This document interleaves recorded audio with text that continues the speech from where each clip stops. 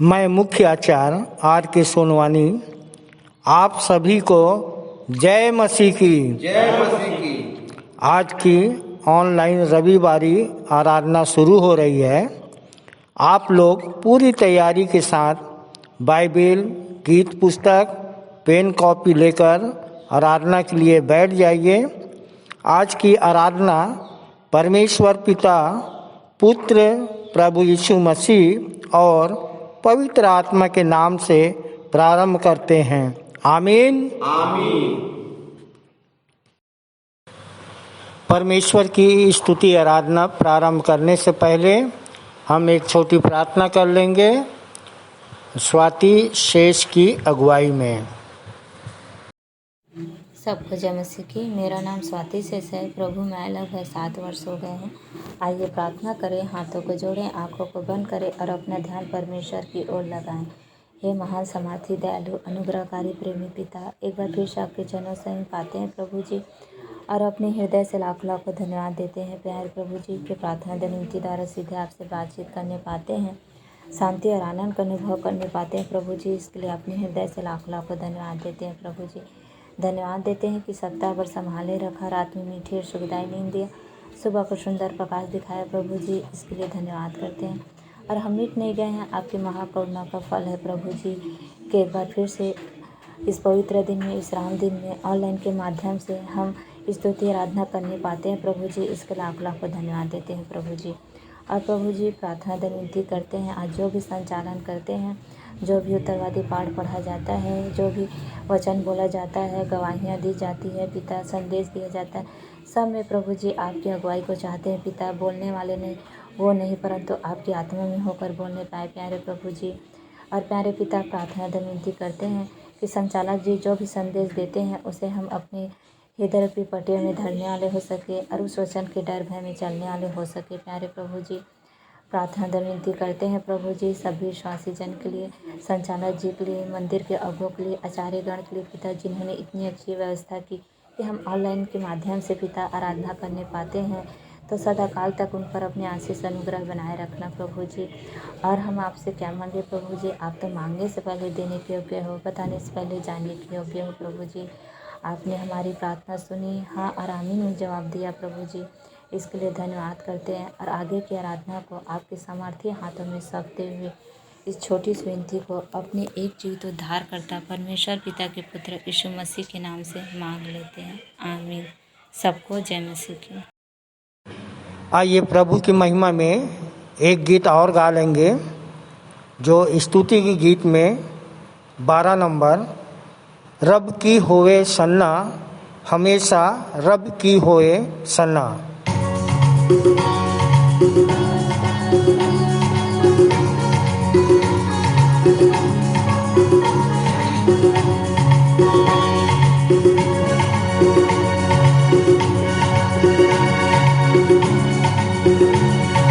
रब की होवे सना, हमेशा रब की होवे सना, रब की होवे सना, हमेशा रब की होवे सना।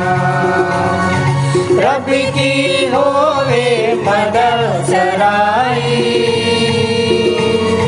रब की होवे मदद सराई,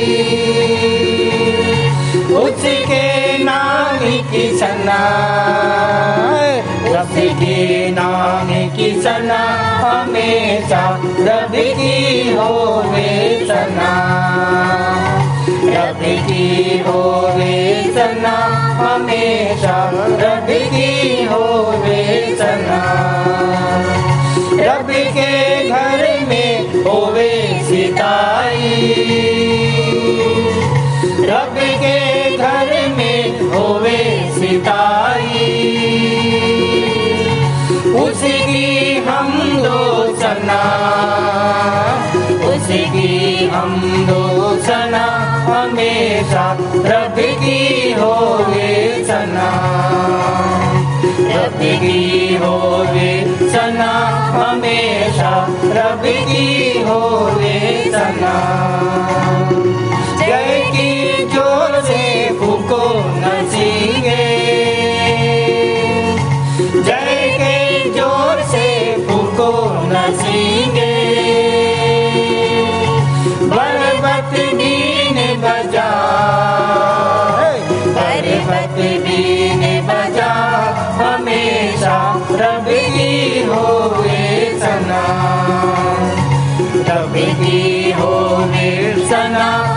हमेशा रवि की होवे सना। तारदार साजो रागिनी छेड़ो, तारदार साजो पर रागिनी छेड़ो। ढप और तबला बजा, ढप और तबला बजा, हमेशा रवि की होवे सना। रवि की होवे सना, हमेशा रवि की होवे सना। बांसुरी पर सुनतानी सुरीली, बांसुरी पर सुनतानी सुरीली। झन झन झांझ बजा, झन झन झांझ बजा, हमेशा रवि की होवे सना। रवि की होवे सना, हमेशा रवि की होवे सना। काम में है वह कैसा कारीगर, कामों में है वह कैसा कारीगर। उसकी कुदरत बता, उसकी कुदरत बता, हमेशा रवि की होवे सना। हालेलुया। रवि की होवे सना, हमेशा रवि की होवे सना। सब जन मिलकर ताली बजाओ, सब जन मिलकर ताली बजाओ। गाओ रवि की सना, गाओ रवि की सना, हमेशा रवि की होवे सना। हालेलुया। रवि की होवे सना, हमेशा रवि की होवे सना। रवि की होवे सना, हमेशा रवि की होवे सना।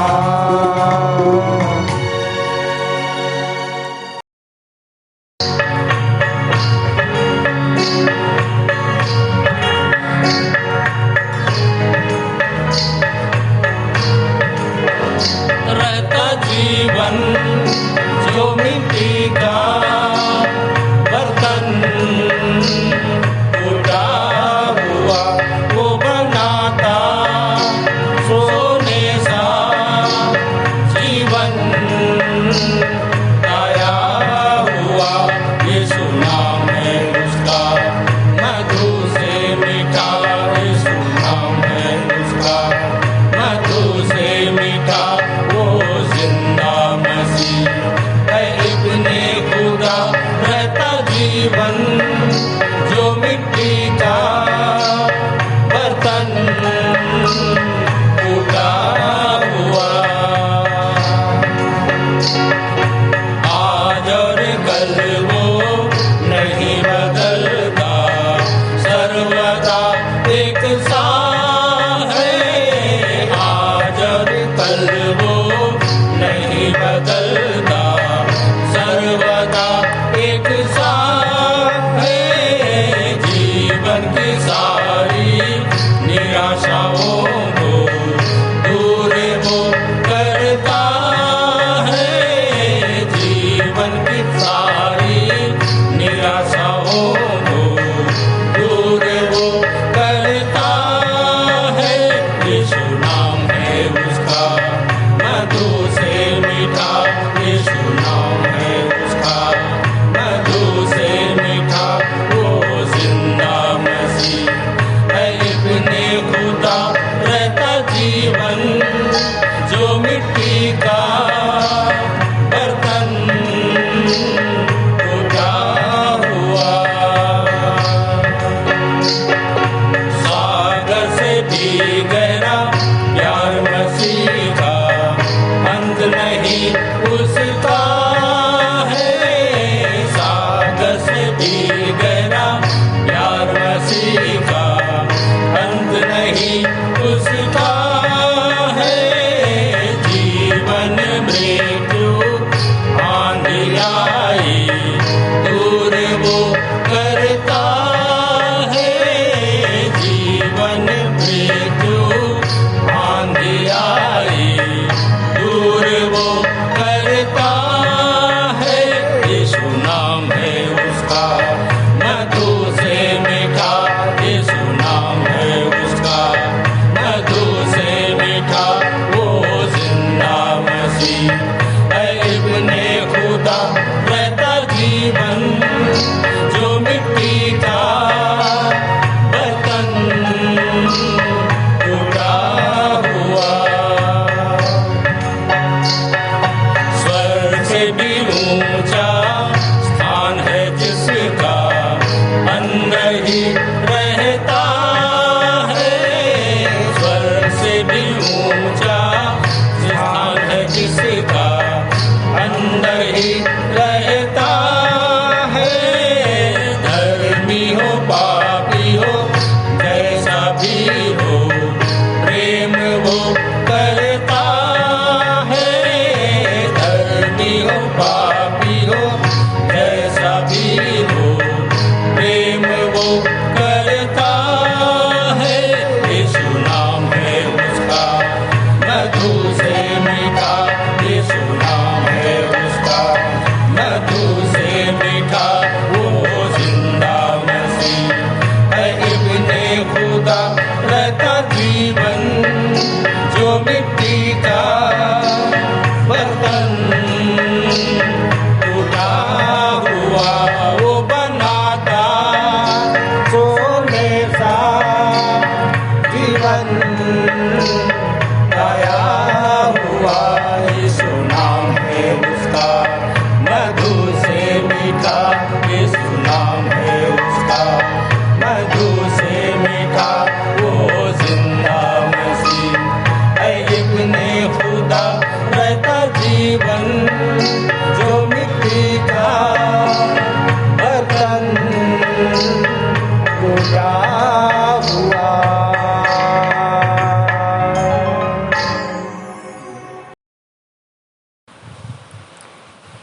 आइए आज की मुख्य आराधना प्रारंभ करते हैं। या की स्तुति करो, क्या ही धन्य है वह पुरुष जो यहोवा का भय मानता है और उसकी आज्ञाओं से अति प्रसन्न रहता है। उसका वंश पृथ्वी पर पराक्रमी होगा, सीधे लोगों की संतान आशीष पाएगी। उसके घर में धन संपत्ति रहती है और उसका धर्म सदा बना रहेगा। सीधे लोगों के लिए अंधकार के बीच में ज्योति उदय होती है। वह अनुग्रहकारी, दयावंत और धर्मी होता है। जो पुरुष अनुग्रह करता है और उधार देता है उसका कल्याण होता है। वह न्याय में अपने मुकदमे को जीतेगा। वह तो सदा तक अटल रहेगा। धर्मी का स्मरण सदा तक बना रहेगा। परमेश्वर अपने वचन पर आशीष दे। मुख्य आराधना के प्रारंभ में परमेश्वर की महिमा के लिए एक गीत गा लेंगे। स्तुति के गीत से 20 नंबर, शुद्ध हो सवेरे मेरे प्राण, सराय ईश्वर को धन्य मान।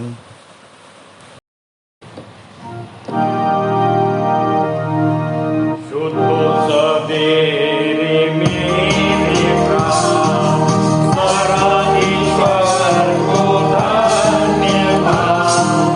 अभी भी है हुआ विहार, प्रभु की दया है साथ। प्रभु तुझे सराय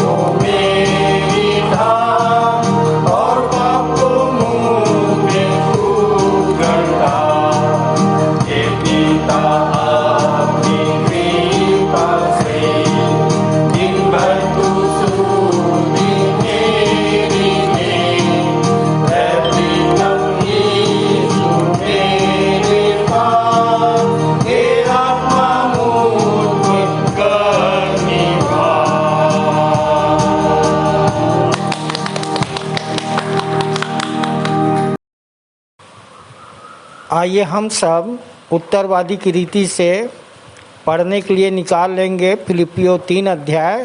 उसका पूरा पढ़ने में अगुवाई कुमारी वर्षा केवट करेंगी और उत्तर देंगे भाई सहदेव केवट। आप सभी को जय मसीह की। मेरा नाम वर्षा केवट है और मेरी गवाही यह है कि जैसे मेरे पापा विश्वास में आए हैं, मैं भी उनके साथ विश्वास में आई हूँ और मैं परमेश्वर को धन्यवाद देती हूँ कि मुझे उत्तरवादी पाठ पढ़ने का अवसर मिला है। तो आइए फिलिपियों के पत्री निकाल लें नए नियम से 3 अध्याय पहला से लेकर अंतिम पद तक पढ़ लेंगे। पहला पद मैं पढ़ूंगी और दूसरा पद आप लोग पापा के साथ पढ़ लेंगे। अतः हे मेरे भाइयों, प्रभु में आनंदित रहो। वे ही बातें तुमको बारंबार लिखने में मुझे तो कुछ कष्ट नहीं होता, क्योंकि इसमें तुम्हारी सुरक्षा है। कुत्तों, कुकर्मियों और झूठे खतने से सावधान रहो। सच्चा खतना वाले तो हम ही हैं, जो परमेश्वर के आत्मा में उपासना करते हैं, मसीह यीशु पर गर्व करते हैं और शरीर पर भरोसा नहीं रखते। मैं तो शरीर पर भी भरोसा रख सकता था। यदि किसी को शरीर पर भरोसा रखने का विचार है तो मुझे उससे भी कहीं अधिक हो सकता है। 8वें दिन मेरा खतना हुआ। इस्राएल जाति के बिन्यामीन गोत्र का हूँ। इब्रानियों का इब्रानी व्यवस्था पालन की दृष्टि से फरीसी हूँ। उत्साह की दृष्टि से मैं कलीसिया का सताने वाला और व्यवस्था की धार्मिकता के अनुसार निर्दोष था। परंतु जो बातें मेरे लाभ की थी, उन्हीं को मैंने मसीह के कारण हानि समझ लिया है। इससे भी बढ़कर मैं अपने प्रभु यीशु मसीह के ज्ञान की श्रेष्ठता के कारण सब बातों को तुच्छ समझता हूँ, जिसके कारण मैंने सब वस्तुओं की हानि उठाई है और उन्हें पूरा समझता हूँ, जिससे मैं मसीह को प्राप्त करूँ और मैं मसीह में पाया जाऊं, यह अपनी उस धार्मिकता से नहीं जो व्यवस्था से उत्पन्न होती है, परंतु उस धार्मिकता से जो मसीह पर विश्वास करने से मिलती है, अर्थात उस धार्मिकता से जो केवल विश्वास के आधार पर परमेश्वर से प्राप्त होती है, जिससे कि मैं उसको और उसके जी उठने के सामर्थ्य को तथा उसके साथ दुखों में सहभागी होने के मर्म को जानूं, कि उसकी मृत्यु की समानता को प्राप्त करूं, कि मैं भी मृतकों के पुनरुत्थान को प्राप्त कर सकूं। यह नहीं कि मैं प्राप्त कर चुका हूँ या सिद्ध हो चुका हूँ, पर उस उद्देश्य की पूर्ति के लिए अग्रसर होता जाता हूँ, जिसके लिए मसीह यीशु ने मुझे पकड़ा था। हे भाइयों, मेरी धारणा यह नहीं कि मैं प्राप्त कर चुका हूँ, परंतु यह एक काम करता हूँ कि जो बातें पीछे रह गई है, उन्हें भूलकर आगे की बातों की ओर बढ़ता हुआ लक्ष्य की ओर दौड़ा जाता हूँ, कि वह इनाम पाऊं, जिसके लिए परमेश्वर ने मुझे मसीह यीशु में ऊपर बुलाया है। अतः हम में से जितने परिपक्व हैं, यही विचार रखें, और यदि किसी बात में तुम्हारा मतभेद हो तो परमेश्वर उसे भी तुम पर प्रकट कर देगा। जिस स्तर तक हम पहुँच चुके हैं, उसी के अनुसार आचरण करें। भाइयों, तुम सब मिलकर मेरा अनुकरण करो और उन्हें ध्यान से देखो, जो इस रीति से चलते हैं जिनका नमूना तुम हम में देखते हो।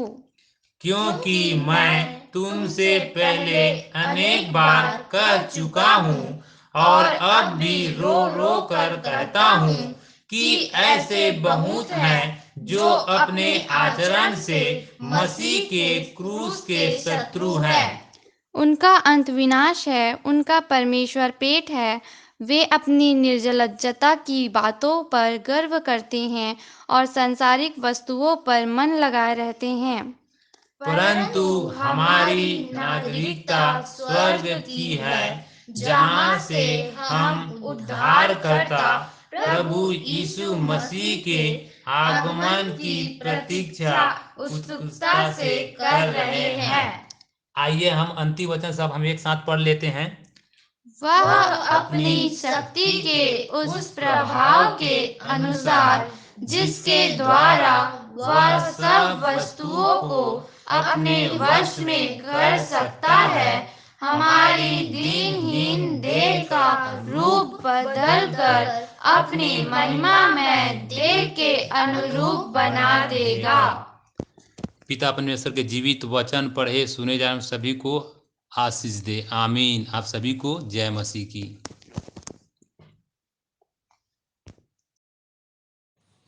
आइए हम विश्वास वचन बोलें। मैं सर्वशक्तिमान पिता पर स्वर्ग और पृथ्वी के सृजनहार परमेश्वर पर विश्वास रखता हूँ।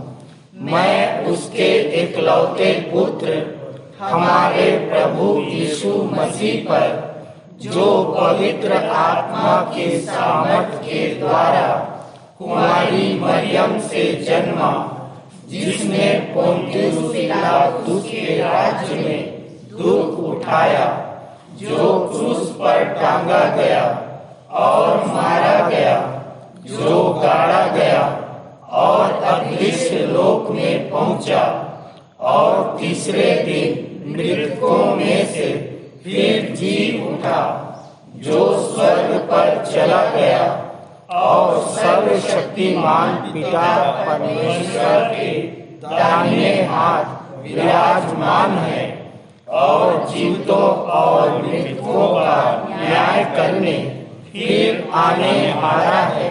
विश्वास रखता हूँ मैं पवित्र आत्मा पर, पवित्र सारी कलीसिया पर, संतों की संगति पर, देह के पुनरुत्थान पर, पापों की क्षमा पर और अनंत जीवन पर विश्वास रखता हूँ। आमीन। इस समय हम कलीसियाई पास्टोरल प्रार्थना कर लेंगे और प्रार्थना में अगुवाई हमारे मंदिर की सहायक आचार्य कुमारी सविता सिंह करेंगे। आइए प्रार्थना में जाएं। मेरा नाम सहायक आचार्य कुमारी सविता सिंह है। वर्तमान में मैं सीसकोटा ब्लॉक में व्याख्याता के पद पर कार्यरत हूँ। प्रभु यीशु मसीह को जाने और विश्वासी मंदिर से जुड़े हुए 21 वर्ष हो चुके हैं। विश्वासी मंदिर आने का कारण मेरी छोटी बहन बबीता जी को शैतानी शक्ति लगी थी और डॉक्टरों ने से इलाज कराने, मेगागुनिया झाड़ फूक कराने से भी वो ठीक नहीं हुई।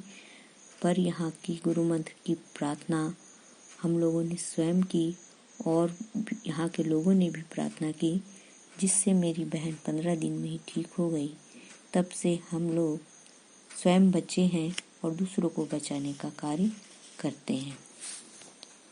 आइए हम प्रार्थना में जाएं, दोनों हाथों को जोड़ें, आंखों को बंद करें और सारा ध्यान परमेश्वर पिता की तरफ लगाएं। हे महान दयालु सामर्थी जीवित पिता परमेश्वर, आपके चरणों के समीप आते हैं। धन्यवाद करते हैं पिता कि आपने हमें जीवितों के बीच में रखा और हर एक नेक उत्तम आशीष दिया है, स्वच्छंद मनो मस्तिष्क दिया है, ताकि हम आपको और भी बहुतायत से जान सके। इस बात के लिए धन्यवाद करते हैं। धन्यवाद करते हैं आज के विश्राम दिन के लिए, ताकि हम सब मिलकर आपकी आराधना और स्तुति करने पाए और आपको महिमा देने पाए। परमेश्वर पिता, धन्यवाद करते हैं परमेश्वर पिता कि जब आज सारे विश्व में कोरोना महामारी के कारण प्रभु जी हम आपस में बैठकर संगति नहीं करने पाते हैं, परंतु धन्यवाद करते हैं आपकी दी हुई बुद्धि की टेक्नोलॉजी से कि आज हम ऑनलाइन आराधना करने पाते हैं और आपकी संगति करने पाते हैं और आपके वचन में निरंतर आगे बढ़ने पाते हैं। प्रभु, हम आपका धन्यवाद करते हैं परमेश्वर पिता, देश के लिए जिसमें हम अमन, चैन व धार्मिक स्वतंत्रता के साथ रहने और आपके नाम का प्रचार प्रसार करने पाते हैं। पिताजी, देश के सब धार्मिक राजनीतिक अगुओं को भी आप ज्ञान, बुद्धि, समझ की आत्मा दीजिए कि वे देश का संचालन आपके डर और भय में होकर सही रीति से कर सके और जिससे आपके नाम को महिमा मिल सके। पिताजी, इस मिशन कंपाउंड में और इस प्रांगण तथा यहाँ जितने भी कर्मचारी हैं जो मरीज यहाँ पर भर्ती हैं, प्रभु जी, उन सब पर अपनी दया दृष्टि बनाए रखिए कि वो शारीरिक चंगाई के साथ साथ आत्मिक चंगाई भी प्राप्त कर सके और इससे कहीं बढ़कर आपको जान सके। परमेश्वर पिता, आपसे विनती करते हैं हमारे संडे स्कूल, महिला सभा, चर्च पंचायत, जवानों की सभा की प्रभु जी, उन्हें भी आप ज्ञान, बुद्धि, समझ की आत्मा दें कि वे आपके वचनों को न केवल सुनने वाले, पढ़ने वाले, परंतु उसे मनन कर आत्मसात करने वाले हो सके और अपने जीवन के द्वारा आपके नाम की महिमा करने पाए। ऐसी ज्ञान, बुद्धि और आशीष उन्हें दीजिए परमेश्वर पिता। प्रार्थना करते हैं हमारे मंदिर के संचालक मंडल, आचार्यगण, सहायक सह आचार्य और प्रत्येक कार्य करने वाले हर एक जन को प्रभु जी आप बहुतायत की आशीष दे, ज्ञान, बुद्धि, समझ की आत्मा दे और दर्शन प्रकाशन दे, ताकि हम और भी बहुत सी आत्माओं को जीतकर आपके चरणों के समीप में ला सकें।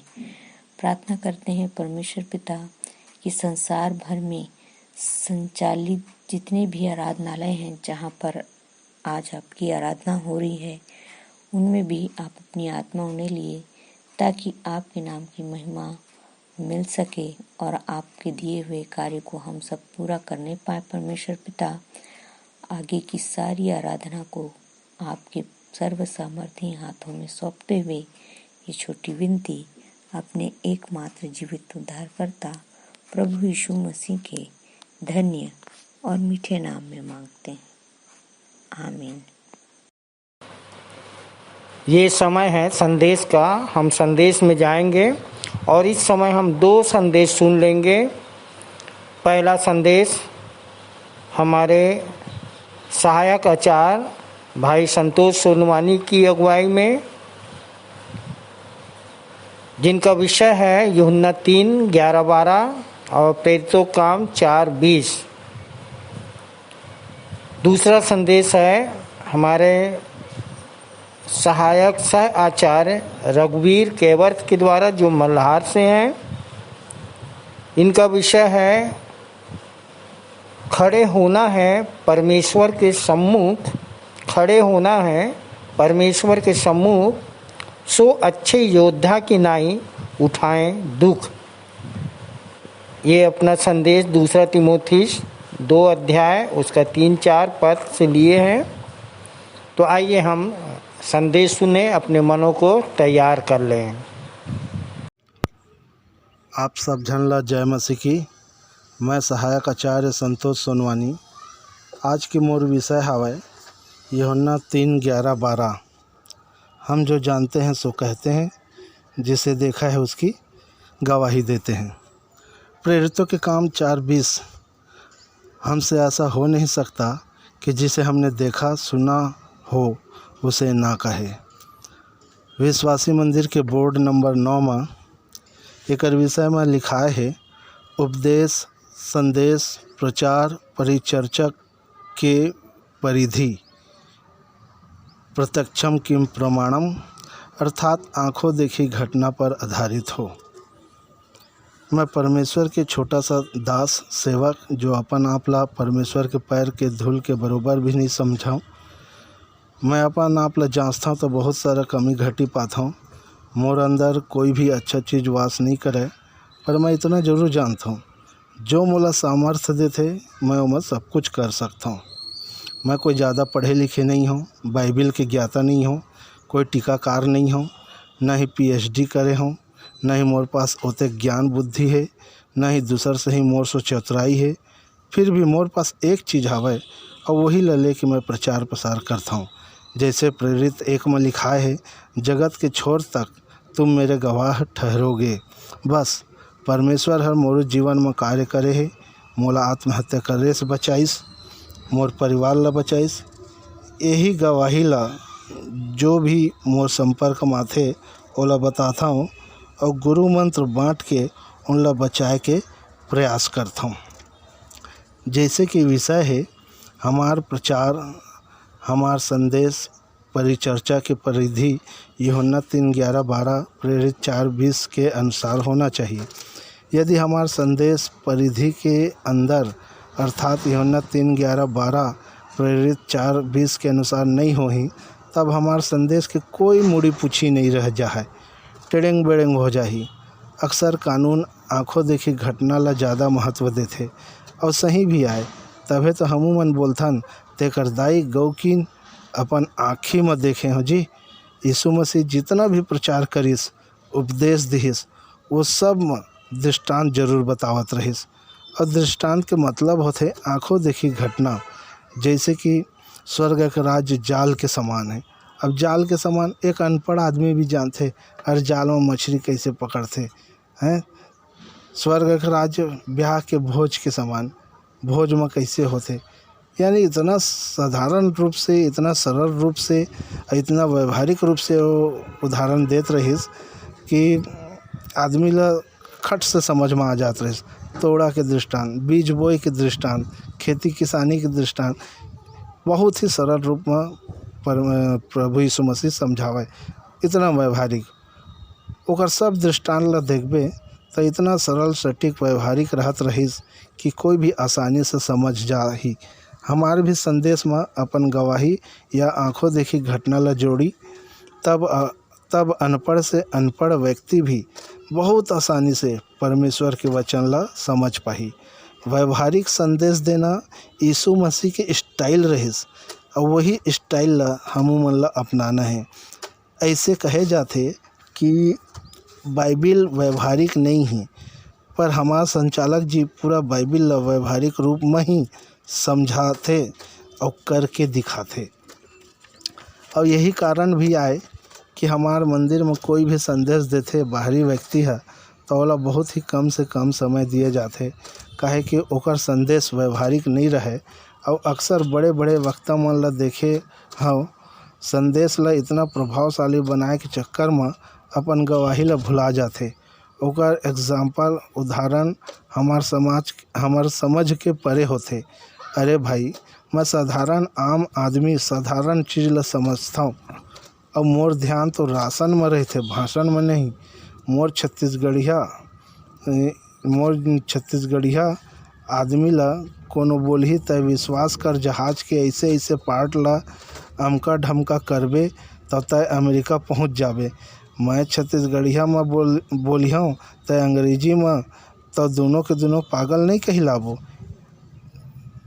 एक जगह ऐसे लिखा है, अंधरा ला रास्ता नहीं दिखा सके, दोनों के दोनों गड्ढा में गिर जाही।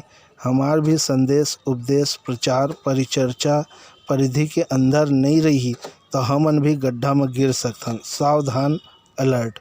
यीशु मसीह सीधा काम करत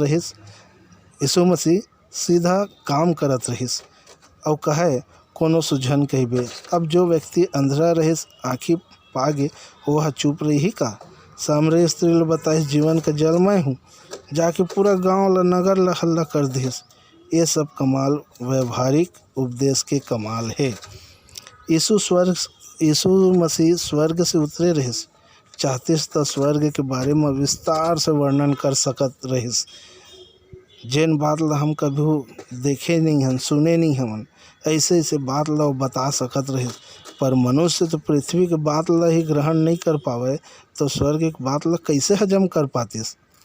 तब मोर भाई बहनी मन, चाहे हम जितना बड़े भी पद में रही, जितना बड़े भी वक्ता बन जाए, जितना भी हमारे पास टैलेंट हो जाए, लेकिन हमार संदेश उपदेश प्रचार परिचर्चा यूहन्ना 3:11-12 प्रेरित 4:20 के परिधि में नहीं रही तो वह संदेश आत्मा जीते के लिए उतना प्रभावशाली नहीं होही।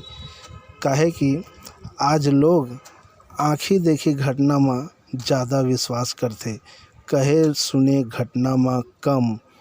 और जब हमार संदेश व्यवहारिक सटीक सरल होते तब एक आत्मा की जीत होते, आत्मिक जीवन में उन्नति होते। तो प्रभु हम सब झन ज्ञान बुद्धि समझ देवे कि हमार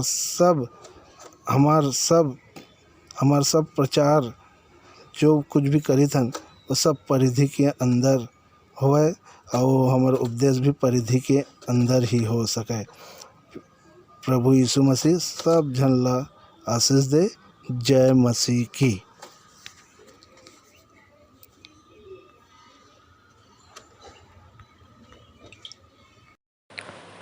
वचन ला व्यवहारिक रूप में प्रचार करे के यीशु मसीह के स्टाइल रही अहू उही स्टाइल ला हमू मन विश्वासी मंदिर वाला मन अपनाथन। यूहन्ना 3:11-12, प्रेरितों काम 4:20। एमा सुंदर अति सुंदर संदेश देहबर हमार सहायक आचार्य संतोष सोनवानी ला बहुत बहुत धन्यवाद। प्रभु बहुत ओला आशीष दे। तालियां।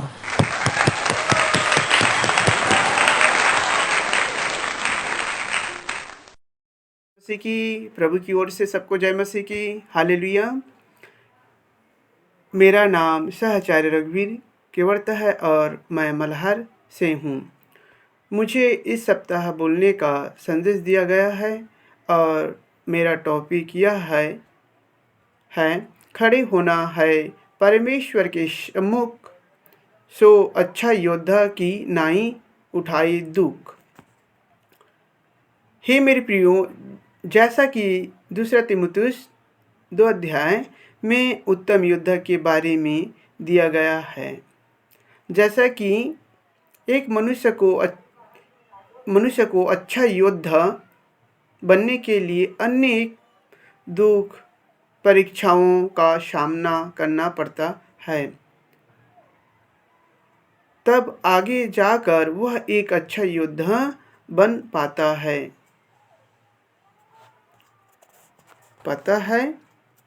और एक योद्धा नियम कानून एवं अस्त्र शस्त्र बिना युद्ध नहीं लड़ सकता। जैसा कि 2 तीमुथियुस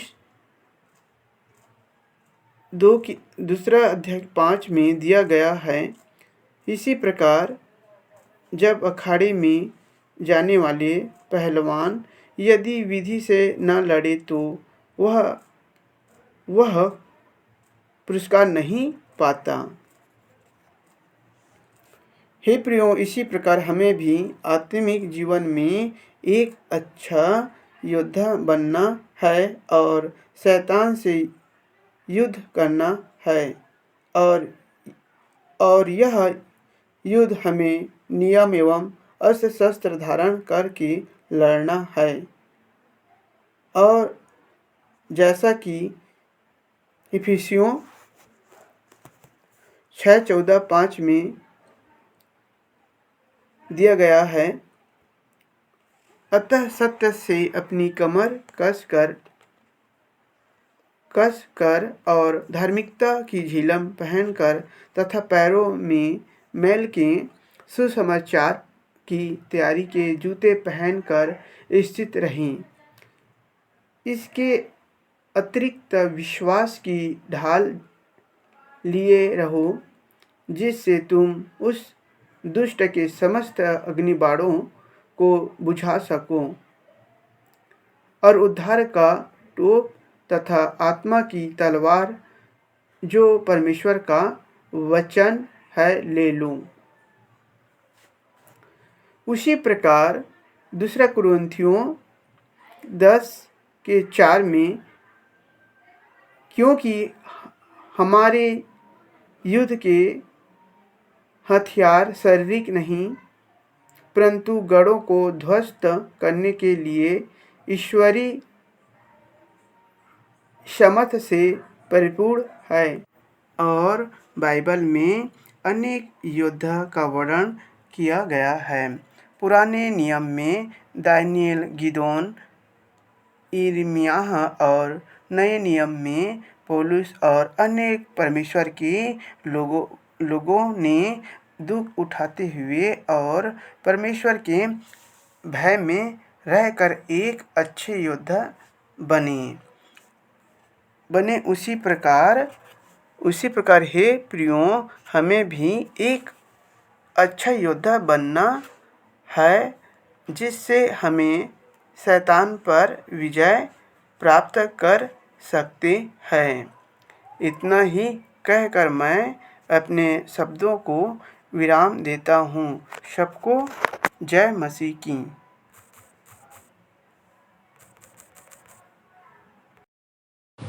विषय पर सुंदर संदेश के लिए भाई रघुवीर कैवर्थ को हम बहुत बहुत धन्यवाद देते हैं। प्रभु उनको बहुतायत की आशीष दे और विज्ञान बुद्धि समझ में आगे बढ़ाए। तालियां।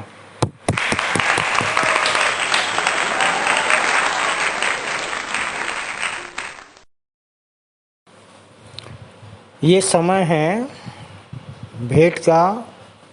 अपनी अपनी भेंटों को परमेश्वर के निकट लाएंगे, परमेश्वर को अर्पित करेंगे। और इस समय हम गीत गा लेंगे।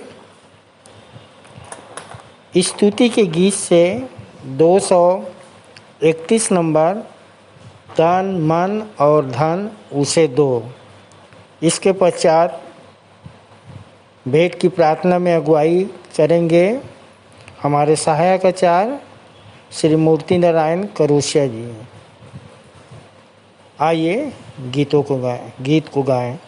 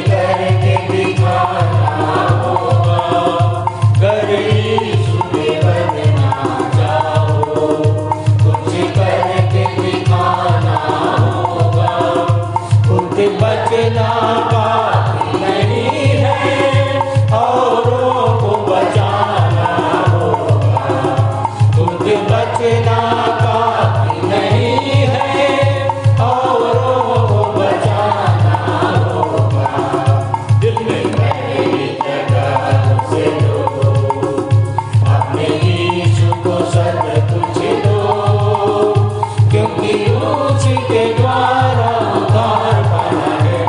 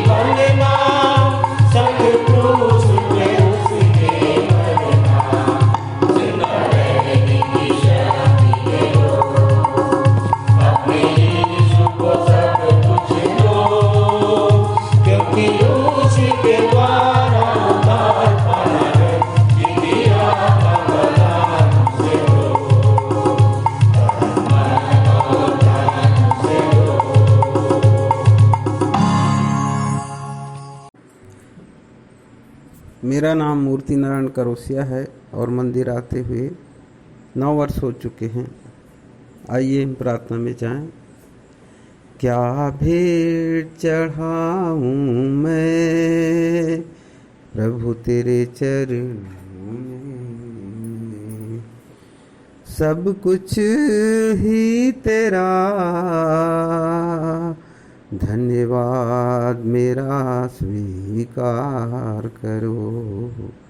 महान सामर्थी दयालु प्रेमी पिता परमेश्वर, बड़े धन्यवाद के साथ यीशु नासरी के नाम से तेरे चरणों के नज़दीक आते हैं। प्रभु जी धन्यवाद देते हैं पिता कि आपने हमें अब तक संभाला और संभाल के रखा, जीवितों के बीच रखा। ये तेरी महान करुणा का प्रतिफल है। तूने हमें निरंतर आशीषों से नवाजा है। प्रभु जी हम तेरा धन्यवाद करते हैं।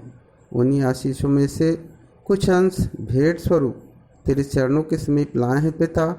बड़ी दयापूर्वक उसे ग्रहण कर, और जो अंश प्रभु जी भेंट में हैं प्रभु, वो तेरे राज्य की महिमा और बढ़ती के लिए खर्च की जा सके। तेरा वचन कहता है, सारे दसवांश मेरे भंडार में ले आओ। हम ना केवल दसवांश बल्कि इससे और अधिक चढ़ाने वाले हो सकें। हम अपने सारे मन, सारे प्राण, सारी बुद्धि व सारी शक्ति के साथ आपसे प्रेम कर सकें और आपको जीवित, पवित्र और भावता हुआ बलिदान चढ़ाने वाले हो सकें। प्रभु जी जिन लोगों ने अपनी भेंट चढ़ाई है उन्हें तो बहुतायत की आशीष देना, उनके खत्ते हमेशा भरे रहें, उनकी काम कमाई में बरकत देना, उन्हें हर एक कमी घटी से बचाना। हमने जो अपने पास रख छोड़ा है प्रभु जी, उस पर भी तेरी आशीष हो, उसे हम उचित तरीके से खर्च कर सकें। प्रभु जी ऐसी हमें सद्बुद्धि देना। सारी बातों में तुझको महिमा, आदर, गौरव देते हुए, सारी बातों में तेरी अगुवाई को चाहते हुए आगे की आराधना को तेरे सर्व सामर्थी हाथों में सौंपते हुए विनती प्रभु यीशु मसीह के नाम से मांग लेते हैं। आमीन।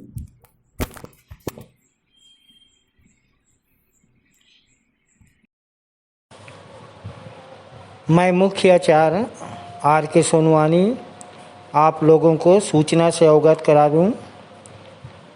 लॉकडाउन के कारण से हमारी आराधना ऑनलाइन व्हाट्सएप पर ही इसी तरह चलती रहेगी, जिसका समय है प्रति रविवार प्रातः 10 बजे से दोपहर 12:30 बजे तक। हमन गाना गावन पुस्तक अभी छपने में विलम्ब है, इसलिए प्ले स्टोर से हमन गाना गावन ऐप्स डाउनलोड कर ले, ताकि आराधना में गीतों को गाने, कविता, प्रकाशन, दर्शन समझने में असुविधा ना हो। मंदिर प्रांगण में बैठने हेतु 3 सेट का कार्य, जिसकी लागत लगभग 5 लाख रुपये है, प्रारंभ कर दिया गया है। अतः आपसे इस कार्य की सफलता हेतु प्रार्थना एवं सहयोग की अपेक्षा है।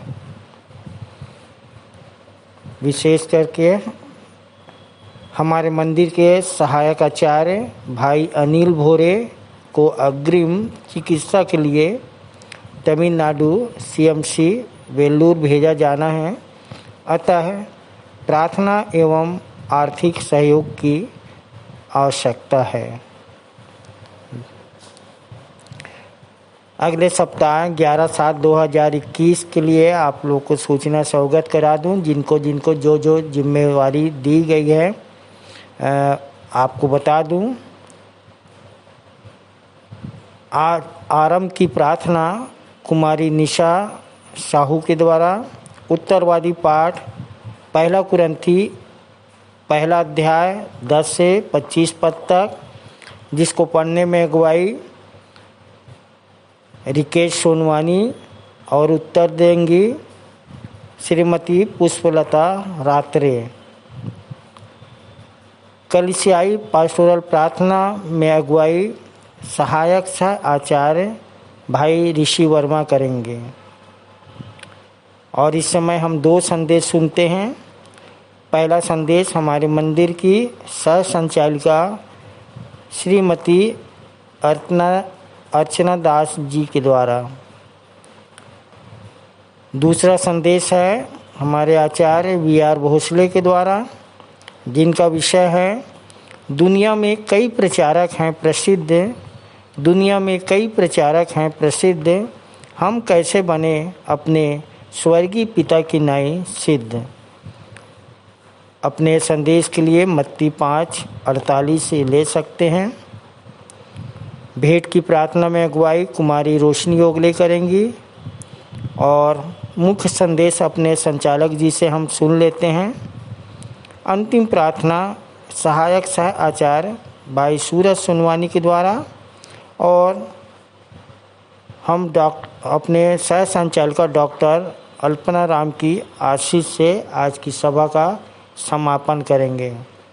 एक विशेष करके आप लोग को सूचित कर दूं कि हम सूचना देते हैं और यहाँ पर कार्यभार सौंपा जाता है, कई लोग सूचना देखते नहीं हैं और बाद में जब उनको ऑडियो देने की पारी आती है तो उनको मालूम नहीं रहता क्योंकि वे सूचना नहीं देखते। तो मेरे प्रियो, आप लोग सूचना को अवश्य देखें। जिनको भी कार्यभार सौंपा जाता है वो समय से गुरुवार या शुक्रवार शाम तक अवश्य ही अपना ऑडियो बना के मुझको भेज देवें। धन्यवाद। आप सभी को जय मसीह की। मेरा नाम दिलहन लाल सारथी है और मुझे मंदिर आते 8 वर्ष हो गए हैं। प्रभु की महिमा के लिए एक गीत गाना चाहता हूँ। गीत का बोल है, तन मन में अब जोत जला लो प्रभु यीशु के नाम का।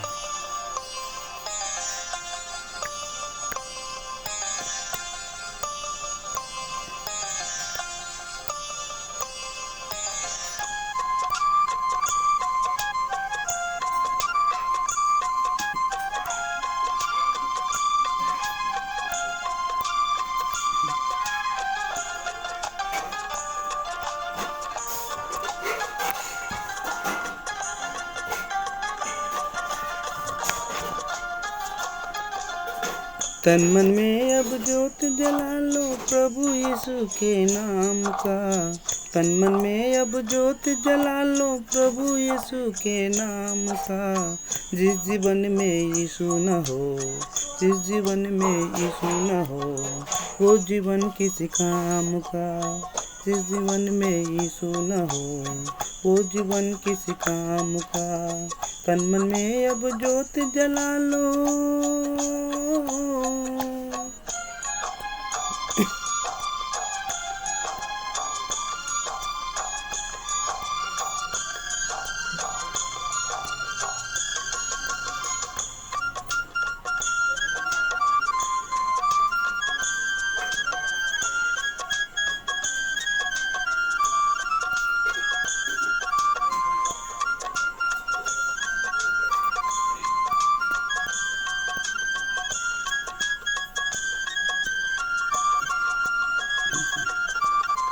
यीशु हंसाए, यीशु रुलाए, डूबे जो नैया पार लगाए।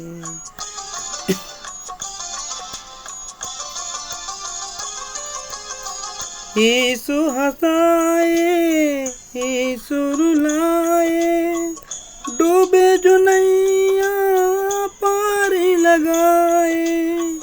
डूबे जो नैया पार लगाए।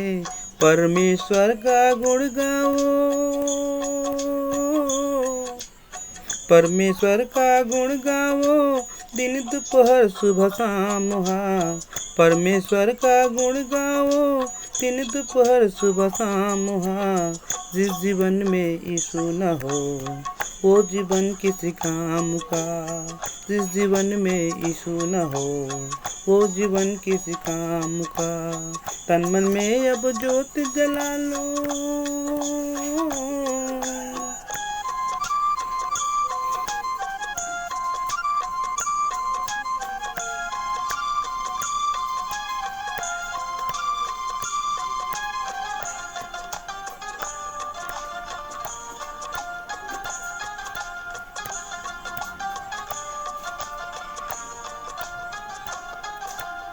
गिरे जो चरण में उसको उठाए, पापियों को प्रभु गले से लगाए।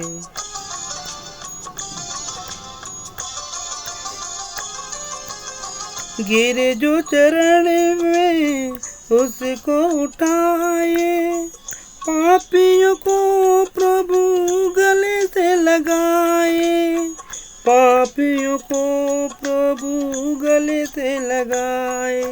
सबका है रखवाला वो, सबका है रखवाला वो, ये दुनिया बस नाम का। सबका है रखवाला वो, ये दुनिया बस नाम का। जिस जीवन में यीशु न हो, वो जीवन किस काम का। जिस जीवन में यीशु न हो, वो जीवन किस काम का। तन मन में अब ज्योत जला लो,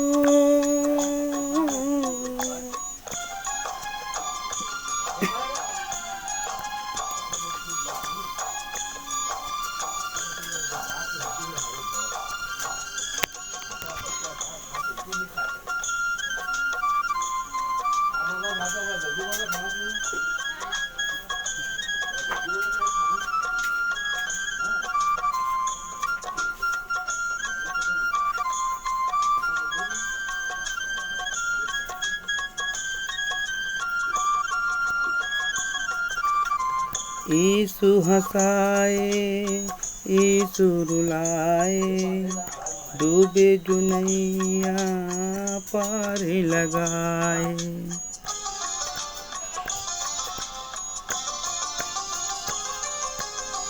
सारा जीवन प्रभु तेरा सहारा, कोई न दूजा तुम बिन हमारा, कोई न दूजा तुम बिन हमारा।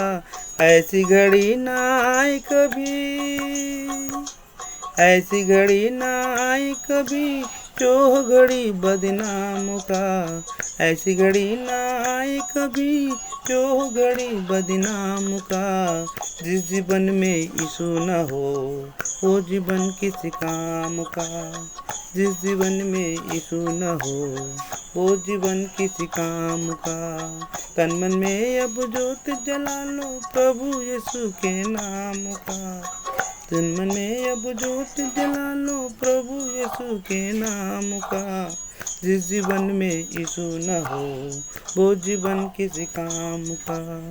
जिस जीवन में यीशु न हो, वो जीवन किस काम का। तन मन में अब ज्योत जला लो। सबको जय मसीह की। प्रभु। और अंत में सुनने जा रहे हैं अपने संचालक जी से मंदिर के क्रियाकलापों की जानकारी एवं सूचनाएं, प्रगति एवं भविष्य की योजनाएं, साथ ही उत्तरवादी पाठ पर टिप्पणी। सबको जय मसीह की। पिता परमेश्वर का बहुत बहुत धन्यवाद हो कि आज दिनांक 4/7/21 तक हम सब सुरक्षित पाए जाते हैं और उसकी दया और उसके अनुग्रह से स्वच्छंद मनोमस्तिष्क स्वस्थ शरीर के साथ उसकी स्तुति महिमा कर सकते हैं। और मैं आशा रखता हूँ आप सब परिवार खुश होंगे। मेरे प्रियो, विगत दिनों हम देख रहे हैं कि कोरोना की 2 लहर आ गई और हमारे बीच में जो हुआ आप सब जानते हैं। परंतु अब फिर से हम अपनी तैयारी कर रहे हैं, रण क्षेत्र में हैं, युद्ध लड़ रहे हैं और तीसरी लहर की तैयारी में पूरा देश जुटा, विश्व जुटा हुआ है, पूरा देश जुटा हुआ है।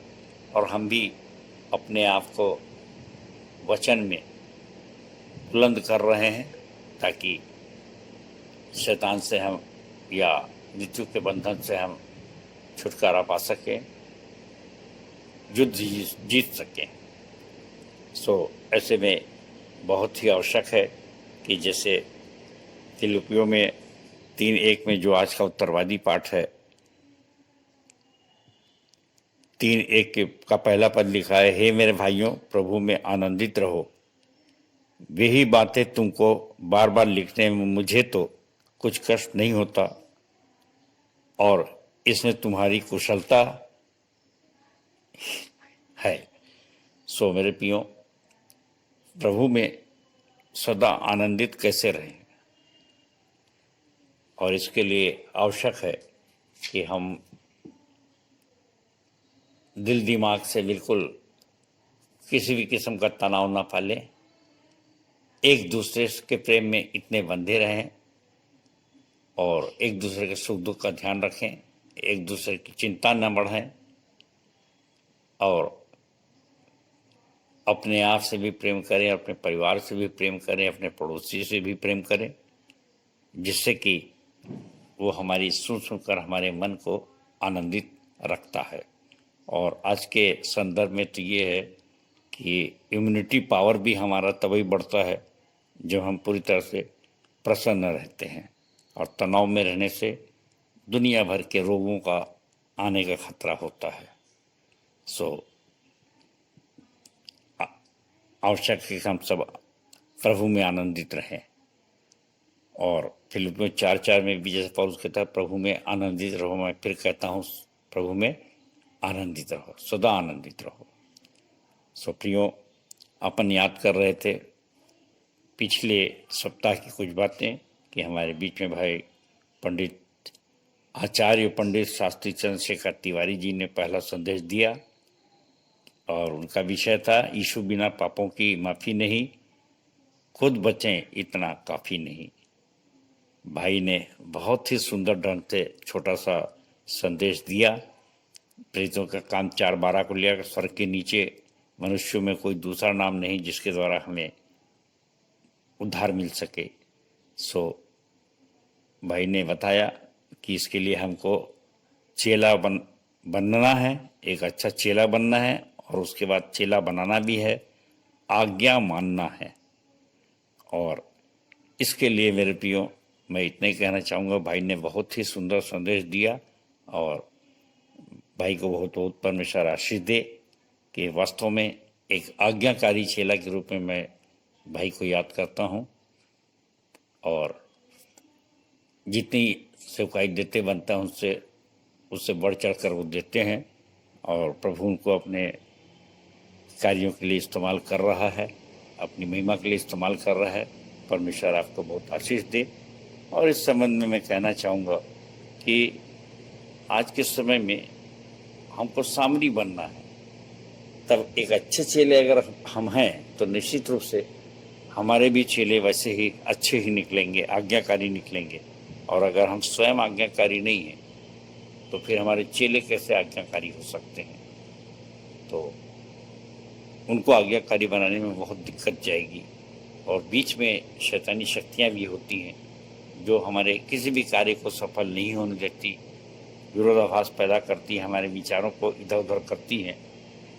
सो एक अच्छी बात यहाँ पर फिलिपियों 3:15 में कहता है कि यदि इस संबंध में तुम्हारे अलग विचार हैं तो फिर ये विचारों की जो विभिन्नता होती है, तो जो सच्चाई है उसे परमेश्वर स्वयं प्रकट कर दे। सो प्रियो, हमको परमेश्वर से अधिकतर प्रार्थना करना है कि प्रभु, यदि मैं भी गलत विचार पे जा रहा हूँ, गलत दिशा पे जा रहा हूँ, तो मुझको मार्गदर्शन चाहिए। और इसलिए हम सुनिश्चित कर लेते हैं कि हमारा विचार कैसा होना चाहिए। और इस संबंध में मेरे को याद आता है, एक कविता थी मेरी हमन गाना गाबन के 189 पृष्ठ में, कविता नंबर 11 कि परमेश्वर मेरी ज्योति है और मेरा उद्धार है, मैं किससे डरूं और किसका भय खाऊं। मेरे प्रियो, भजन संहिता 27 एक पेड़ है, और मैं याद कर रहा था कि देखिए आज के समय में, जैसे मैंने कहा कि याजक और लेवी तो सब बनना चाहते हैं, संदेश संदेश संदेश सब देना चाहते हैं, परंतु सामरी कोई नहीं बनना चाहता। और ये पड़ोसी के प्रेम में लूका 10 31 से 33 तक आप देख सकते हैं कि इसका संदर्भ आया है। और इसके लिए जो कविता की कुछ लाइनें मैं आपसे अर्ज कर रहा हूँ, और जहाँ पे दाऊद का दुख है कि वीणा मेरी रोए प्रभु जी करे आज चित्कार, सामरी नहीं बनना कोई चाहे लेवी याजकों का भंडार, नहीं आत्मा नहीं के बराबर, नहीं आत्मा नहीं के बराबर, मांगे सब पगार, वीणा मेरी रोए प्रभु जी करे आज चित्कार, प्राण दिया तूने सूली पर, प्राण दिया तूने सूली पर, ना भूले संसार, वीणा मेरी रोए प्रभु जी करे आज चित्कार। प्रियो, कविता की 2-4 लाइनें थी, बाकी इसमें और लिखा हुआ है। कहने का अर्थ ये है कि आज के समय में सामरी बनना, अपना काम छोड़ना और उस सेवा की ओर ध्यान लगाना, पैसा खत्म हो जाए, उधारी लाकर देना, और किसी भी हद में, जैसे पौलुस ने कहा कि मैं निर्बल के साथ निर्बल सा बना कि निर्बलों को खींचना, और तब जाके जब इस प्रकार के सिद्धांत आदमी को होते हैं, तब जाकर के वो एक अच्छा चेला, एक अच्छा सामरी बन सकता है। और जब तक वो सामरी नहीं बनेगा तब तक एक अच्छा चेला भी तो नहीं बन सकता। और फिर आशीषी कहाँ से मिलेंगे, प्रकाशन दर्शन कहाँ से मिलेंगे, आसमानी शक्तियाँ कहाँ से मिलेंगी। बहुत अच्छे ढंग से भाई तिवारी जी ने बोला, और मैं उससे ज़्यादा विस्तार पे नहीं जाऊँगा। बस इतना कहूँगा कि हमको आज्ञाकारी शिष्य बनना है। दूसरा संदेश था हमारे भाई सहदेव केवट जी का, सहायक आचार्य जो हैं, भाई गांव से आते हैं, सरसेनी से आते हैं। मैं समझता हूँ 40 किलोमीटर यहाँ से दूर है, बिलासपुर से। और उनका विषय है यीशु तारणहार एकमात्र सहारा है, उसी से शैतान हारा है। मेरे प्रियो, सुंदर गवाही से भाई ने प्रारंभ किया, बहुत ही सुंदर टमाटर को छांटने के के उदाहरण से अपने संदेश को सजाया, और बहुत ही अच्छे। मैं जब उसके रिकॉर्डिंग सुन रहा था भाई की, तो कभी गाय के रंभाने की आवाज़ आ रही थी, तो कभी कोयल की आवाज़ आ रही थी। तो आप समझ रहे हैं कि ग्रामीण परिवेश में कैसे भाई ने रिकॉर्डिंग किया होगा। और वास्तव में ये एक कठिन काम हो जाता है। भाई ने बताया कि कहीं भी संसार में और कोई भी ईश्वर हमें अनंत जीवन नहीं दे सकता, मृत्यु से उस पार का जीवन नहीं दे सकता, परंतु सिर्फ मृत्यु पर विजय तो सिर्फ यीशु ने ही पाया है। और उसने कहा कि अब तुम्हारा मन भी व्याकुल ना हो। और ये व्याकुल मन, जैसे मैंने बताया था कि अगर हम प्रभु में सदा आनंदित रहना चाहते हैं और मन व्याकुल हो तो फिर कैसे होगा। और अभी तो कोरोना ने सबका मन व्याकुल कर दिया है। तो अपनी इम्यूनिटी पावर ना घटाएं। और भाई ने बहुत ही अच्छे ढंग से अपने वचन को रखा। और हम विश्वासी मंदिर के लोग मरना सीखने के लिए आते हैं। कई बार हमारे विश्वासी मंदिर के लोगों से मैं पूछता हूँ कि आप यहाँ पे क्यों आते हैं, तो कहते हैं भैया हम मरना सीखने के लिए आते हैं। और ये अच्छा स्लोगन है हमारे लिए। मेरे प्रियो, भाई ने बताया कि मरकुस 5:1-20 में उसने गिरासेनियों के देश में दुष्ट आत्माओं को निकालने के जो यीशु मसीह ने कैसे निकाला था और जिसमें सेना थी। तो मैं भी ये कहना चाहूँगा कि आज हमको भी देख करके और दुष्ट आत्माओं को इसी प्रकार से वे हमको पहचान लें। और बड़े आनंद की बात है कि हमारे बहुत से लोग गवाह हैं विश्वासी मंदिर के, और ख़ासकर विशेषकर चंद्रशेखर तिवारी जी जो 11 बजे दिन में बैठते थे, अभी जब से लॉकडाउन हुआ तब से नहीं बैठ रहे हैं। तो कैसे वो पीट करके कुछ लोग बैठे रहते थे मेरी तरफ, और मैं कहीं दरवाजे पे आऊँ तो पहले ही वो बता देते थे कि दरवाजे में वो आ गए हैं। और इस प्रकार की बहुत ढेर सारी घटनाएं हैं जिससे कि एक जिंदा गवाही बनती है कि कैसे दुष्ट आत्माएं भी पहचानती हैं। और इसका उदाहरण भी भाई ने बहुत अच्छा मरकुस 5 से दिया 1 से 20 में। सो मेरे प्रियो, मृत्यु से उस पार का जीवन यीशु ही दे सकता है, क्योंकि उसने मृत्यु को हराया। भाई ने बताया, भाई को बहुत बहुत बहुत बहुत परमेश्वर आशीष दी। और उसके बाद मेरा संदेश था जो प्रेरितों के काम 9 पे आधारित था, और जिसके कि 16वें पद में मैंने बताया था कि परमेश्वर ने जब ये पौलुस पर जब प्रकट किया, शाऊल पे अपने आप को प्रकट किया पवित्र आत्मा, तो कैसे शाऊल गिरता है, घोड़े से गिरता है, और उसके लिए कहता है, यीशु मसीह ने कहा कि उसे मेरे नाम से कैसा दुख उठाना है। सो प्रियो, मैं स्मरण कर रहा था प्रेरितों के काम 7:54 से 60 पर स्तफनुस को, जो प्रभु का दास था, यीशु का चेला था, प्रचारक था, उसको मारने के संबंध में पथरवाह करके मर गया। वो मृत्यु सजा दी जा रही थी, और उसमें यही शाऊल जो बाद में पौलुस बना, ये मुख्य अधिकारी था। और लिखाया है कि उसी के पैर के पास वो कपड़े रख दिए थे मारने वाले। सो आप उसकी क्रूरता को देख रहे हैं कि वो कितना क्रूर था। और बाद में अगर प्रेरितों का काम 14 देखें तो दिरबे जाने से पहले वही घटना पौलुस के साथ हुई कि लोगों ने पत्थर मारा और उसको मरा समझकर घसीटते ले गए। यहाँ पर मैं कहना चाहता हूँ कि कैसा दुख वो देता था शाऊल की स्थिति में, पत्थरवाह करके मरवा डालता था। और यहाँ पर उसकी सिद्धि देखिए कि जब वो खुद उस पर पत्थरवाह किया जा रहा है और उसको मारा जा रहा है, और मरा समझकर घसीट के जब उसको फेंक दिया जा रहा है, तभी वो दिरबे जाने से पहले खड़ा हो जाता है। और कितनी बड़ी सिद्धि है कि अपनी मंजिल तक की यात्रा पर निकल जाता है। तो हमारे लिए सोचने का विषय है कि सिद्धि कितनी बड़ी चीज़ होती है, कि मृत्यु से उस पार का जीवन। सो मेरे प्रियो, हम लोग भी प्रभु करे कि ऐसी शक्ति प्राप्त करें। ये जो मैं आपको बता रहा था, ये है प्रेरितों के काम 14 का 19 और 20वां पद है। और इसमें ये बहुत आनंद की बात है कि बिगड़ा हुआ शाऊल जब पौलुस बन जाता है तो देखिए कितना शक्तिशाली हो गया। और हम लोग भी अगर इसी प्रकार से आज्ञाकारी शिष्य रहें तो हम में कितनी शक्ति आ सकती है। हम जरूर पढ़े हैं कि शद्रक मिशक अबेदनगो फायर प्रूफ हो गए, दानियल टाइगर प्रूफ हो गया, और यहाँ पर मैं तो कहता हूँ पत्थर प्रूफ हो गया, पत्थरवाह करके। सो प्रियो, ऐसी शक्ति प्रभु करे आज हम लोग भी अर्जित कर सकें।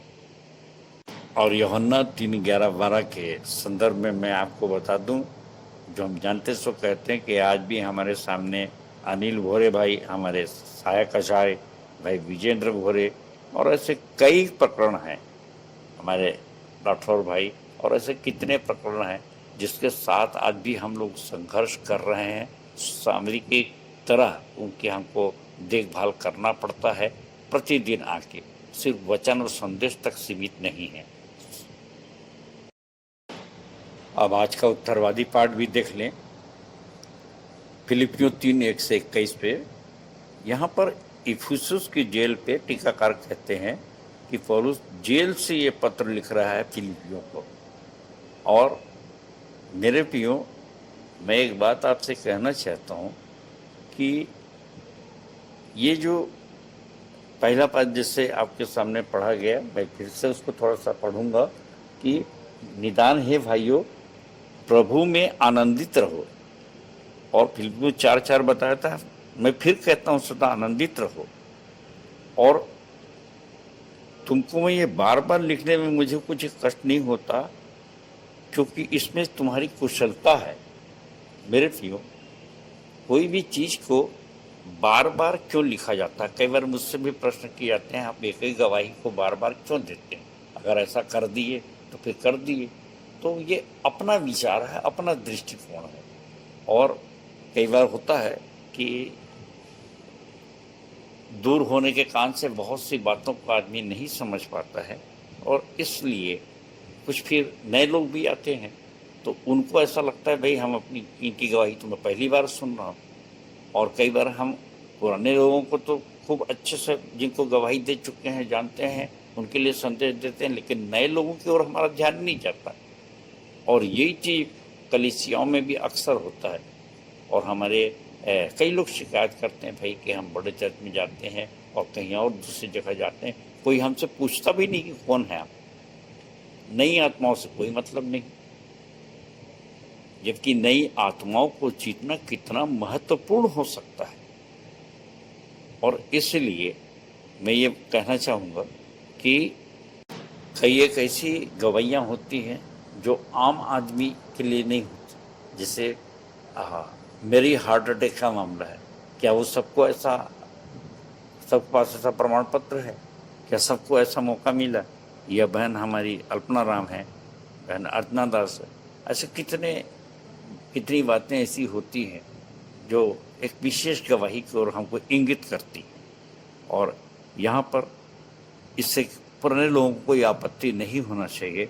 और इसी में तुम्हारी कुशलता है कि तुम भी देखो, मैं तुम्हारी चिंता कर रहा हूँ और तुम उल्टा समझ रहे हो कि क्या बात है रिपीट करने की। सो मेरे प्रियो, आपकी गवाही जो एक बार प्रारंभ हुई है, मरते दम तक के लिए है। और अभी कुछ दिनों पहले हमारे बहन प्रतिभा शेष के यहाँ हमारे प्रिय जीज लोग कुछ मिले थे, और मैं भाई बीरेन्द्र पटनायक को याद करता हूँ, जहाँ पे सब कोई बैठे बातचीत कर रहे थे। और बहुत दिन के बाद मैं बोला, भाई बीरेन्द्र भाई, आपके पास भी एक अच्छा सा घर बन जाना चाहिए। तो बीरेन्द्र ने क्या जवाब दिया, भैया मैं जब रिक्शा चलाता था और जिस छोटे घर में मैं रहता था, और वहाँ मैं जो सुख का अनुभव करता हूँ वो मैं उन महलों पे नहीं कर पाता, जबकि मैं एक अच्छा ट्रेनर हूँ और भाई बहुत अच्छे जिम के संचालक हैं और बड़े बड़े अधिकारी लोग का अनुभव उन्होंने भाई ने बताया कि उनका बड़े बड़े महल हैं, लेकिन उनके पास शांति और आनंद नहीं। सो मेरे प्रियो, देखिए कितना सुंदर अनुभव है कि हम प्रभु में कैसे आनंदित रहें। और उस आनंद का एक भेद है कि जब हम अपने पुराने दिनों के बारे में बताते हैं और फिर नए परिवर्तन को बताते हैं कि प्रभु ने हमारे जीवन में कैसे कैसे अद्भुत काम किए हैं, जिंदा गवाही। और इसी को हम लोग बार बार कहते हैं कि हम जो जानते सो कहते हैं। और ऐसी गवाहियों का प्रभाव भी बहुत पड़ता है।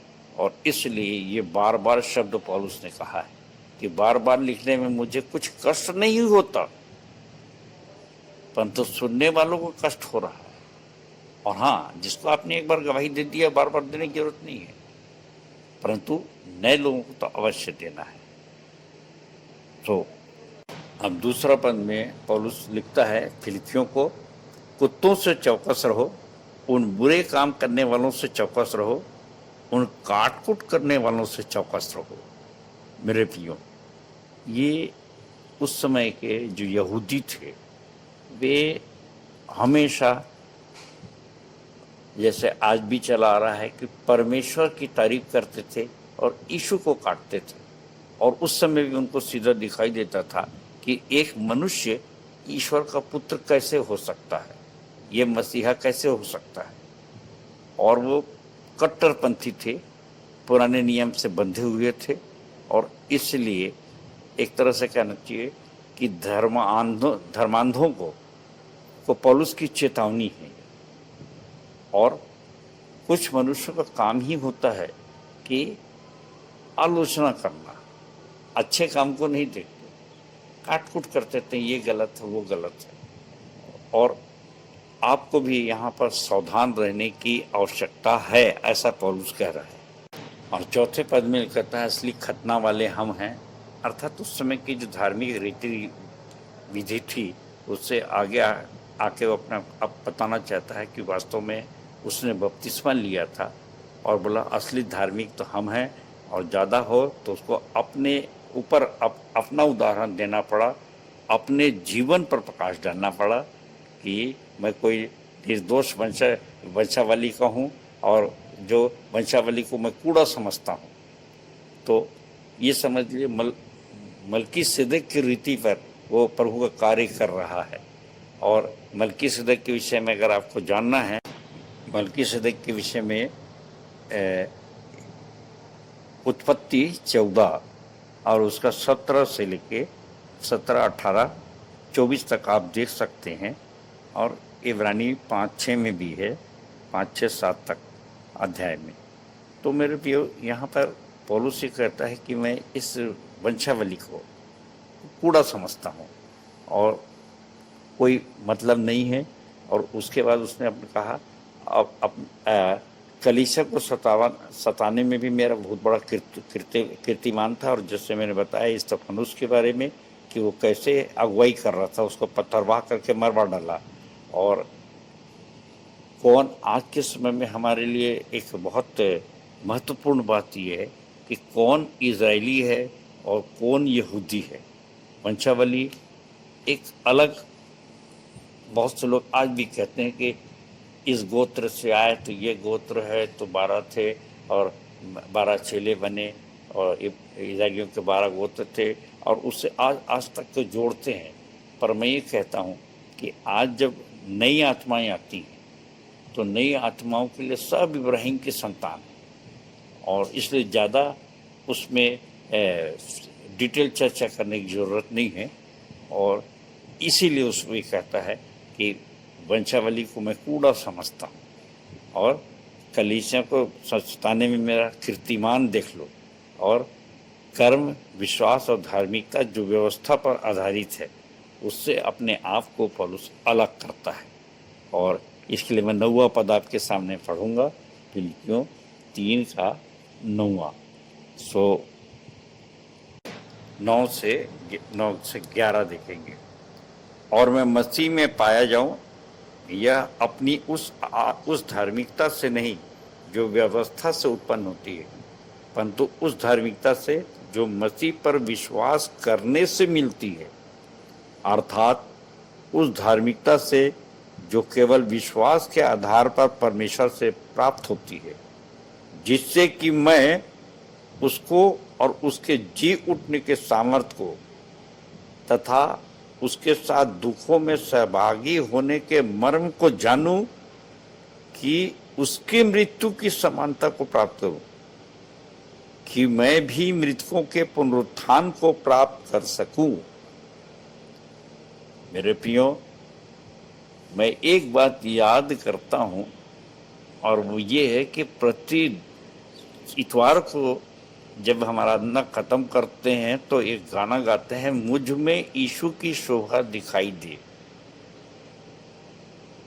और आज भी क्या हम में यीशु की शोभा दिखाई देती है? ये प्रश्न है। गाते तो हर समय, हर आराधना में अंत में गाते हैं, मुझ में यीशु की शोभा दिखाई दे। और कभी कभी तो ये होता है कि अक्सर मैंने कहा, इसमें सिद्धि शब्द भी आ रहा है, और इसलिए मैं कह रहा हूँ कि जैसा परमेश्वर सिद्ध है तुम भी सिद्ध बनो। यीशु मसीह ने कहा 5:48, भूलिए मत, मत्ती 5:48 है। और यीशु की शोभा हम में कैसे दिखाई देगी? दे ही नहीं सकती कभी। फिर क्यों गाते, फिर क्यों बोलते? देखिए, तर्क शास्त्री लोग बहुत उलझाते हैं, नहीं आप ऐसा हो ही नहीं सकता। परंतु मैं यहाँ पर खुल के कहना चाहता हूँ कि मुझ में यीशु की शोभा भले ही नहीं दिखाई देती, न माने, परंतु पौलुस की से अवश्य दिखाई देती है। और इसलिए कि अभी मैंने बताया कि हम विश्वासी मंदिर क्यों आते हैं? मरना सीखने के लिए आते हैं, और मौत का सामना करते हैं, और कभी कर ही रहे हैं।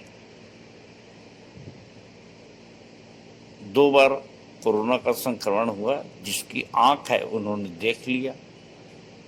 और आज जो संघर्ष कर रहे हैं सामरिक बल की, आपको सूचना में बताया गया कितने ढेर सारे काम हैं जिनके पीछे हमन गाना का अपन पुस्तक छपना है, शेड बनना है, अनिल बोरे भाई को वेलूर भेजना है, नहीं तो उनके भी जीवन और मृत्यु का प्रश्न है।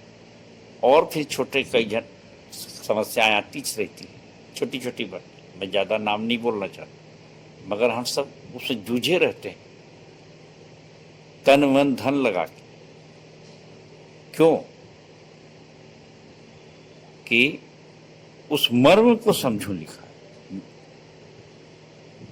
सब दुखों में सहभागी होने के मर्म को जानूं कि उसकी मृत्यु की समानता को प्राप्त करूं। अब जो मर्म में साहित्य नहीं, सामरी बनी नहीं रहे हैं, सिर्फ संदेश संदेश संदेश दिए जा रहे हैं, खूब बाइबिल पढ़ाए जा रहे हैं, खूब इतिहास समझाए जा रहे हैं, कैसे होगा? कैसे उसके मर्म को समझ पाएंगे? ये प्रश्न है, इस पर विचार करिए गंभीरता से। 12 और 15 पद में कर रहा है सिद्धता की बात, पर यह नहीं कि मैं प्राप्त कर चुका हूं या सिद्ध हो चुका हूं, पर उस उद्देश्य की पूर्ति के लिए अग्रसर होता जाता हूं जिसके लिए मसीह ईश्वर ने मुझे पकड़ा था। और ये देखिए, अतः 15वां पद, अतः हम में से जितने परिपक्व हैं यही विचार रखें, और यदि किसी बात में तुम्हारा मतभेद हो तो परमेश्वर उसे तुम पर प्रकट कर देगा। मेरे प्रियो, सिद्धता की ओर आगे बढ़िए। हो सकता है कि आपके विचार से कोई विचार नहीं मिलता हो, आप पर व्यंग करते हो, आपकी हंसी उड़ाते हो, तो स्मरण रखिए कि पौलुस की भी हंसी उड़ाए लोगों ने, यीशु मसीह की भी हंसी उड़ाए। आप चिंता मत करिए, परंतु उस उद्देश्य की ओर चलते जाइए जिसमें कि 14वें पद में वो कहता है कि सब बातों को जो मैं पीछे छोड़ जाता हूँ और लक्ष्य की ओर दौड़ा चल जाता हूँ। तो 13वां पद, हे भाइयों, मेरी धारणा यह नहीं कि मैं प्राप्त कर चुका हूँ, परंतु यह एक काम करता हूँ कि जो बातें पीछे रह गई उन्हें भूलकर आगे की बातों की ओर बढ़ता हुआ लक्ष्य की ओर दौड़ा जाता हूँ कि वह इनाम पाऊँ जिसके लिए परमेश्वर ने मुझे मसीह में ऊपर बुलाया है। इसलिए उलझिए मत, सुलझिए। अगर प्रभु में आनंदित रहना है तो आप जानिए कि बहुत से टीकाकार लोग, आलोचक हैं, आपके काम को नहीं बोलने वाले, आपकी हंसी उड़ाने वाले, आपको नहीं मानने वाले बहुत से मिलेंगे। और ये सब शैतानी बातें हैं जो शैतान की तरफ से आती हैं, और जैसी वो शैतानी शक्ति दूर होती है वो सब कुछ साफ हो जाता है। तो आप चिंता मत करिए, आप अपना काम करते रहिए। एक दिन हर एक घुटना आपको स्वीकार करेगा, झुकेगा, क्योंकि जो यीशु मसीह को मानता है, अगर आपका काम सच्चा है तो उसको झुकना ही पड़ेगा। इसलिए 17वें पद में कहता है, वो मेरी सी चाल चलो। और सबसे बड़ी बात पहले मैंने पढ़ा था, रो रो कर कहता हूँ कि क्रूस के बैरी मत बनो।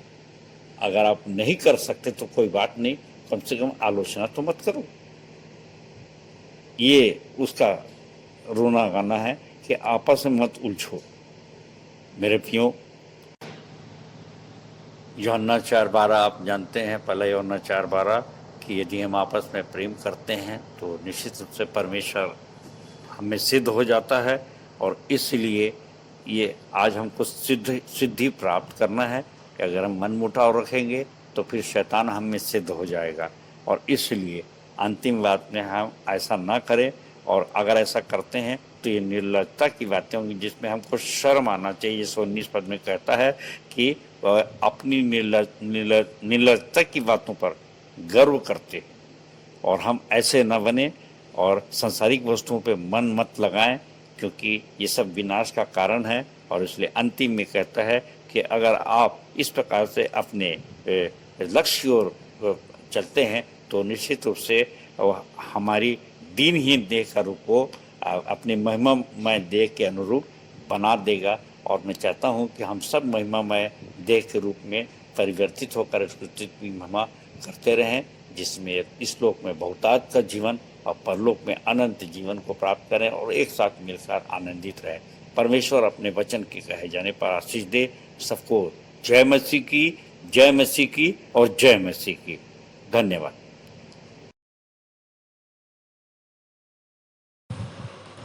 आज के संदेश से हमने अपने संचालक जी से सीखा कि काट कूट करने वाले मतलब आलोचक आलोचना में आपस में ना उलझें, सबको पीछे कर आपस में प्रेम बनाए रखें और लक्ष्य की ओर दौड़ें, सिद्धता में आगे बढ़ें तो परमेश्वर हमारे दीनहीन देह को अपनी महिमामय देह के रूप में बना देगा। सुंदर संदेश के लिए अपने संचालक जी को बहुत बहुत धन्यवाद देते हैं। जोर से हम ताली बजाएं।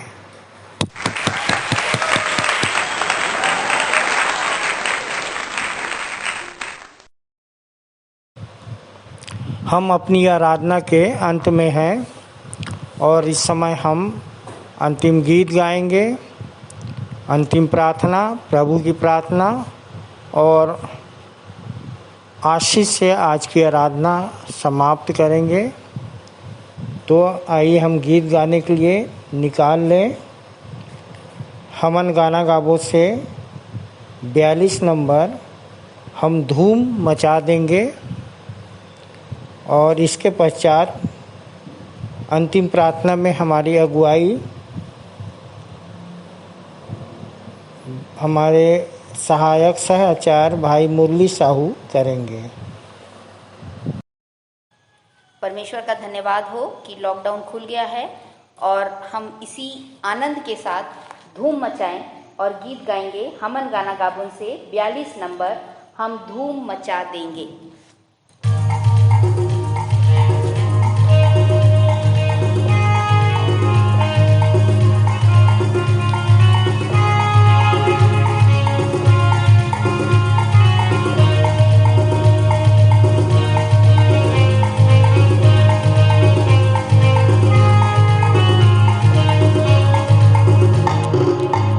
हम धूम मचा देंगे, हम धूम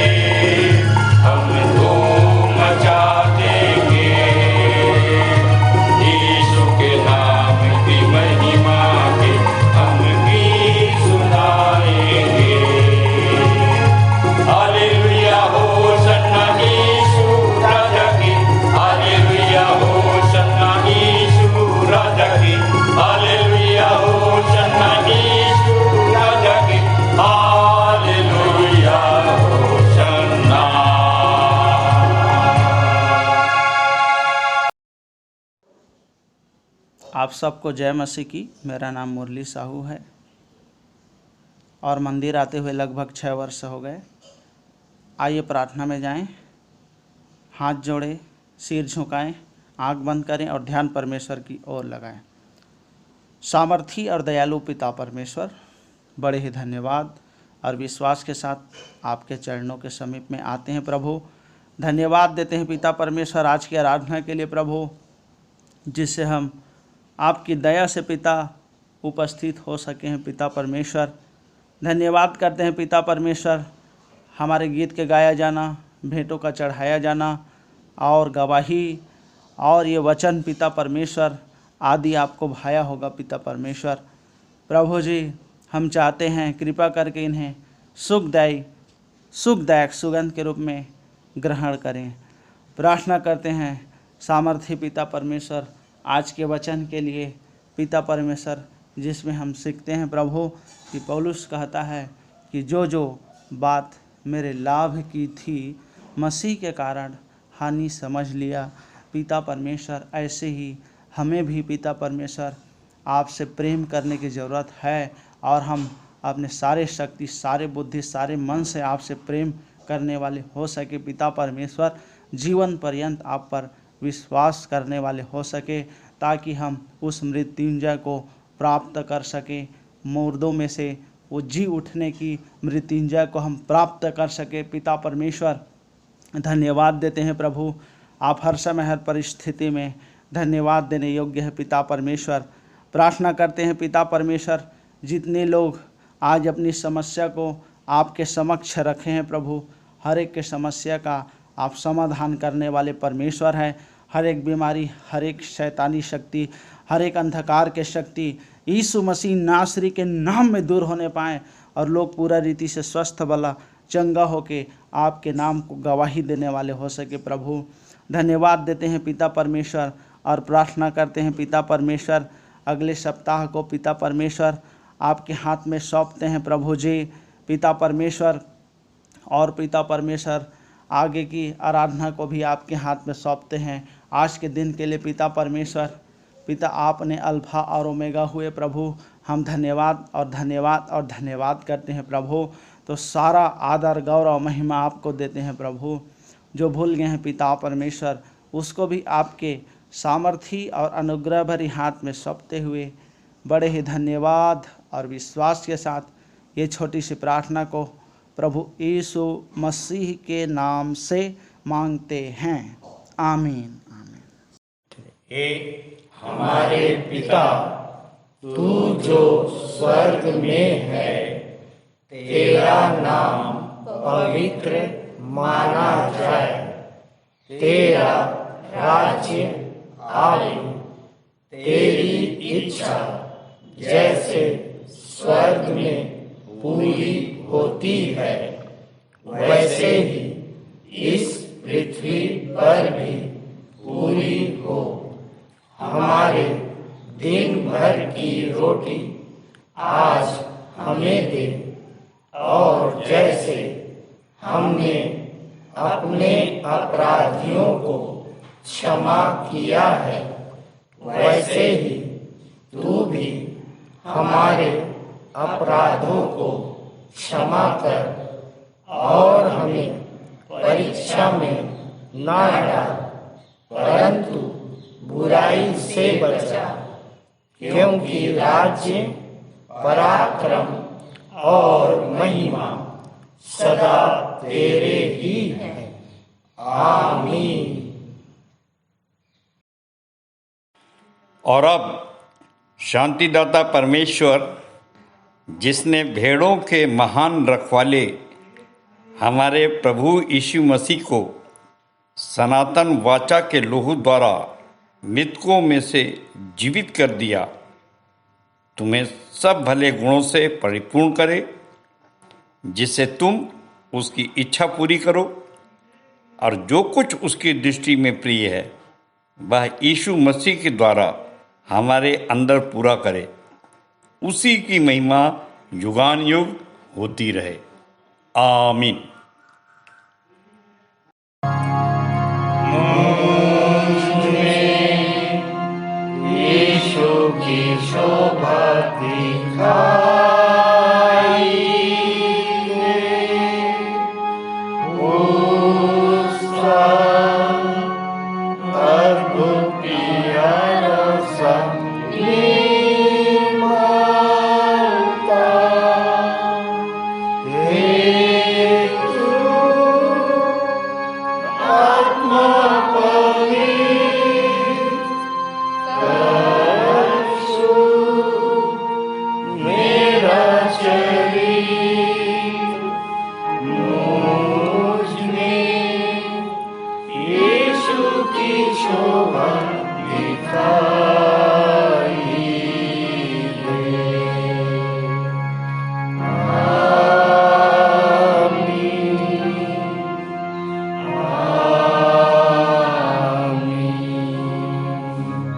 आप सबको जय मसीह की।